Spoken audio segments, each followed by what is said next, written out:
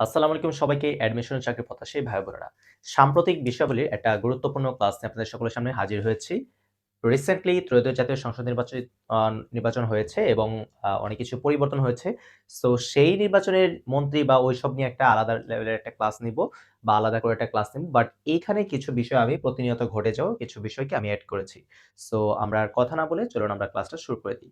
১ নম্বর দেখুন এখানে যেটা আছে যে ত্রয়োদশ জাতীয় সংসদ নির্বাচনের অধিবেশন বসবে। কত তারিখ বসবে? ১২ই মার্চ। ঠিক আছে? মার্চের ১২ তারিখ।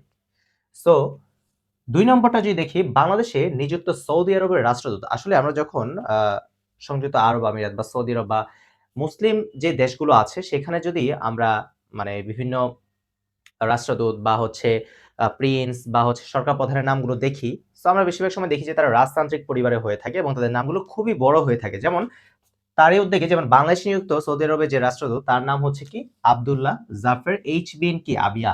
সো এইসব যে কোয়েশ্চেন গুলো এগুলো হালকা একটু দেখলেই কি মনে থাকে যে বড় অপশন। সো একটু দেখলেই মনে থাকে। ৩ নম্বর ৭৬তম বার্লিন, ঠিক আছে? বার্লিন আন্তর্জাতিক চলচ্চিত্র উৎসবে স্বর্ণ ভালুক, ঠিক আছে? স্বর্ণ ভালুক জিতলেন। ভালুকের মতো আরকি প্রাইজটা। সো নাম কি? জার্মান নির্মাতা ইলকার চাতাক। ঠিক আছে? ইলকার কি? চাতাক। সো তাহলে কি ৭৬তম বার্লিন আন্তর্জাতিক চলচ্চিত্র উৎসবে কি স্বর্ণ ভালুক পুরস্কার জিতেন কে? জার্মান নির্মাতা বা কি জার্মানির সেই কান্ট্রির কি একটা চলচ্চিত্রকার নাম হচ্ছে ইলকার চাতাক। ওকে। দেন ৪ নম্বর ত্রয়োদশ জাতীয় সংসদ নির্বাচনে নির্বাচিত সংসদ সদস্য হতে নির্বাচিত মন্ত্রী। মানে মন্ত্রী কতজন টোটাল? মানে পূর্ণমন্ত্রী, প্রতিমন্ত্রী, ঠিক আছে? তাহলে এটা হচ্ছে ৫০ জন তবে প্রধানমন্ত্রী সহ। মানে পূর্ণমন্ত্রী হচ্ছে কত? ২৫ জন, প্রতিমন্ত্রী হচ্ছে ২৪ জন, ৪৯ জন এবং একজন হচ্ছে কি প্রধানমন্ত্রী। এই টোটাল হচ্ছে কি ৫০ জন। ওকে। তারপর ৫ নম্বর মেয়েদের এশিয়ান কাপ ফুটবলের স্বাগতিক দেশ এবার কে? অস্ট্রেলিয়া এবং শুরু হচ্ছে কি মার্চের ১ তারিখ থেকে, পহেলা মার্চ থেকে। ওকে। তারপর আমরা যদি দেখি বর্তমানে বাণিজ্য মন্ত্রীর নাম কি? খন্দকার আব্দুল মুক্তাদির। ঠিক আছে? এবং বর্তমানে অর্থ ও পরিকল্পনা মন্ত্রী যদি বলে যে পরিকল্পনা মন্ত্রীর নাম কি? সে আমির খসরু মাহমুদ চৌধুরী। অর্থমন্ত্রীর নাম কি? আমির খসরু মাহমুদ চৌধুরী। ওকে।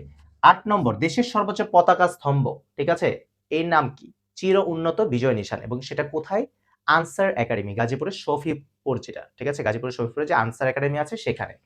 তারপর ইউএসএ বা যুক্তরাষ্ট্র হু ওয়ার্ল্ড হেলথ অর্গানাইজেশন থেকে বের হয়ে যায় কবে?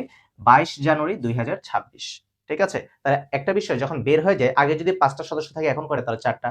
এরকম আরকি বিষয়টা। সো হু এর যে সদস্য সংখ্যা আছে বা আছে মেম্বার আছে তাও কি একটা কমে গিয়েছে। ওকে।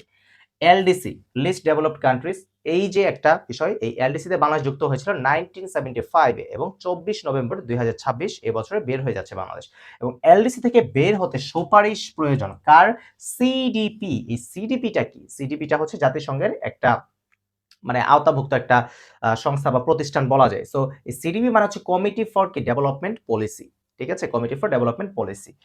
ওকে। ১২ নাম্বার দেখি যে জাহাজ নির্মাণ শিল্পে শীর্ষ দেশকে চীন বা চায়না এবং সর্বশেষ যেটা আছে যে হ্যানলি পাসপোর্ট সূচক ২০২৪ তো বলা যায় না, সরি ২০২৫ ও বলা যায় না। তো দেখা যায় ২০২৪-২৫ এগুলো এত পরিমাণ পড়িয়েছি যে এখন দেখা যায় ২৪-২৫ এখনো মাথায় চলে আসে। সো হেনলি পাসপোর্ট সূচক ২০২৬ অনুযায়ী ২৬ অনুযায়ী বিশ্বের সবচেয়ে কি শক্তিশালী পাসপোর্ট হচ্ছে কোন দেশের?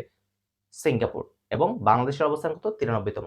সো দেখুন তাহলে আমরা খুব সহজেই কয়েকটা প্রশ্ন আমরা জেনে নিলাম। এরকম সাম্প্রতিক বিষয়াবলীর ক্লাস আরো আসবে ইনশাআল্লাহ। ঠিক আছে? একটু সময় নিয়েছি ক্লাসটা সাজানোর জন্য যে গুরুত্বপূর্ণ কিছু বিষয় একটু তুলে ধরেছি। ঠিক আছে? গুরুত্বপূর্ণ বিষয়গুলো তুলে ধরেছি যেন কি আপনার আশেপাশের সময় যদি আপনার কোনো অ্যাডমিশন বা হচ্ছে চাকরি-বাকরির পরীক্ষা থাকে সেখানে যেন কি এই ক্লাসটা থেকে হলেও কি এটলিস্ট ১ নম্বর বা ২ নম্বর যেন আপনি কমন পান।